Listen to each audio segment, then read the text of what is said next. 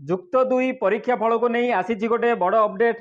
ଖୁବ୍ ଶୀଘ୍ର ପ୍ରକାଶ ପାଇବାକୁ ଯାଉଛି ଯୁକ୍ତ 2 ପରୀକ୍ଷା ଫଳ। ଏ ନେଇ ସମସ୍ତ ପ୍ରକ୍ରିୟା ଶେଷ ପର୍ଯ୍ୟାୟରେ ବର୍ତ୍ତମାନ ଅଛି ଏବଂ ଏଥିରେ ଯେଉଁ ସବୁ ପଦକ୍ଷେପ ଆବଶ୍ୟକ ସେହି ସମସ୍ତ ପଦକ୍ଷେପ ଶିକ୍ଷା ବିଭାଗ ତରଫରୁ ନିଆଯାଉଛି। ତେଣୁ ଆଶା କରାଯାଉଛି ଆଗକୁ ଖୁବ୍ ଶୀଘ୍ର ଯୁକ୍ତ 2ର ପରୀକ୍ଷା ଫଳ ବାହାରିବାକୁ ଯାଉଛି।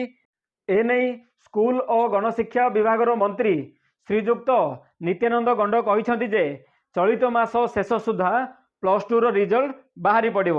ତ ଏଥିରେ ସମସ୍ତ ଛାତ୍ରଛାତ୍ରୀ ମାନେ ସମସ୍ତ ବିଭାଗର ଯେମିତି +2 ସାଇନ୍ସ, ଆର୍ଟ୍ସ, କମର୍ସ ତିନିଟି ବିଭାଗର ରିଜଲ୍ଟ ଏକାଥରେ ବାହାରିବ ବୋଲି ଗଣଶିକ୍ଷା ବିଭାଗ ମନ୍ତ୍ରୀ କହିଛନ୍ତି।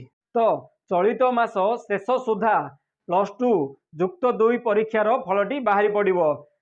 ଏହା ହେଉଛି ଆଜିର ଅପଡେଟ୍।